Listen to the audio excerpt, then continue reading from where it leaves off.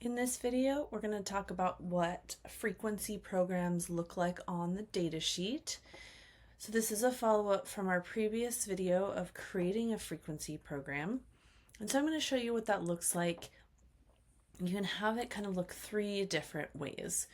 So when we set up our frequency program, we had the option to tie the program to the session duration or start a separate timer.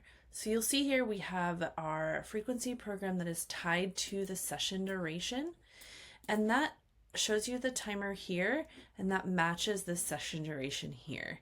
You don't have the option to stop that. It will always sync there, and then you can start taking your data.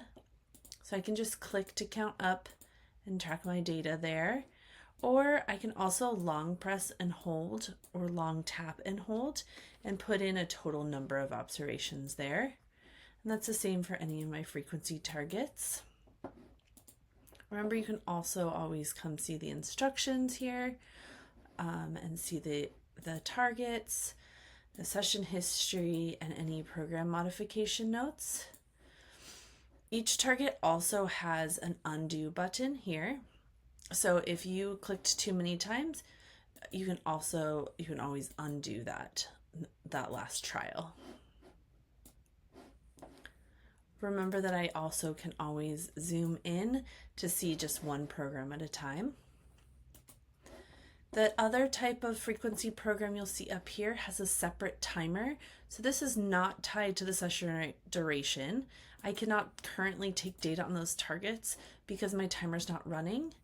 But if I click to start that timer, now I have access to take data on those targets, and I can start tracking that frequency timer or frequency data.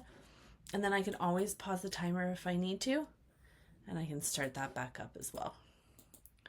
So now, regardless of what type of program you pick, a separate timer or tied to session duration, if you pin that program up to the top, which you can do in your session settings when you set up your session, it will always be tied to that session duration.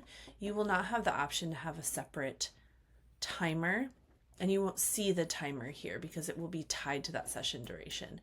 But I can take my data here, you can undo, and it will be tied to that session timer. So when I'm ready to finish my session, I'll be able to see my session data here. So this shows me that it's been pinned.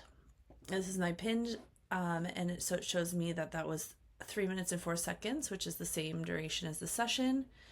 Same with this tied to session duration, 3 minutes and 4 seconds here, and you'll see all of my trials there for all of my programs. And then here is what you'll see is the separate timer, and you can see that that was 53 seconds. You can see each individual observation here, and it will give you a general rate here. This is calculated based off of the number of trials that you have taken during the session and the length of the session.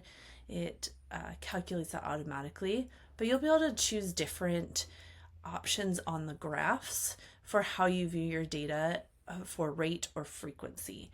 So we'll be going over graph settings in future videos, but this is how you set up and run your frequency programs.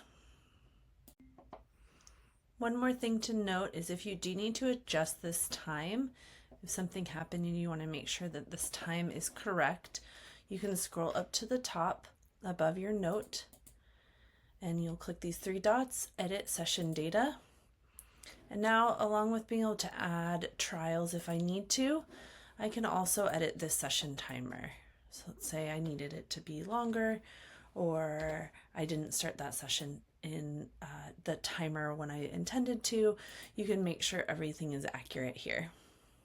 Then you want to make sure that you save your session data as well.